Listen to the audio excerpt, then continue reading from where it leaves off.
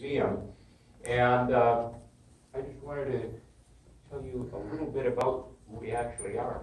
We're all members of the Society of American Magicians. Now, the Society of American Magicians is the oldest magicians organization in the world. It was founded in 1902 in New York City.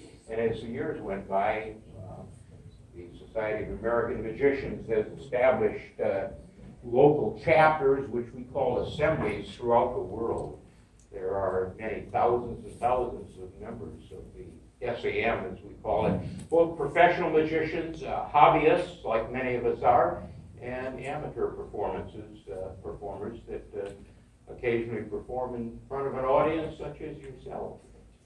The Hall of Fame, which is part of the Society of American Magicians, was formed in 1967 through the efforts of actually a local magician here. Some of you may have either heard of him, watched a performance of his, or might have known him. A man named John U. Zwiers. John was a highly respected high school teacher in Pasadena, performed semi-professionally, that is, performed a lot of stage shows throughout Southern California, so he was quite well known, although that's been some years ago now. John was elected the national president of the Society of American Magicians, and during his national presidency in 1966, the Hall of Fame was really sort of established. And in 1967, it actually came into existence. And then in 1971, after a few years of effort, that is physical effort in building the museum, we opened our doors. And that was in a home savings and loan building in right downtown Hollywood at Sunset and Vine. We were there for some 40 years. And we had a large museum. Now, I know some of you may have had a chance to look at the tables over there.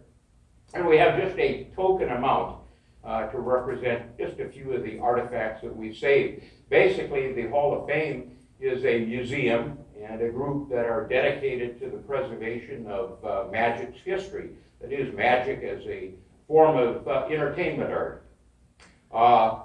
Unfortunately, after a period of about 4 decades in that bank building, there was an explosion in an electrical vault owned by the city of Los Angeles, and there was a sale of the bank building, an acquisition by Chase Bank, I believe is still at the location, but the conflicts of all of those unfortunate circumstances closed the bank building. They completely remodeled it, and when they opened, unfortunately, we were not able to move back into it. So the museum itself, which at one time comprised about 7,000 or 72 or 300 square feet, has been in storage. We had one bright spot a few years ago. We moved into the City of Whittier Museum. We had an entire second floor of their downtown museum.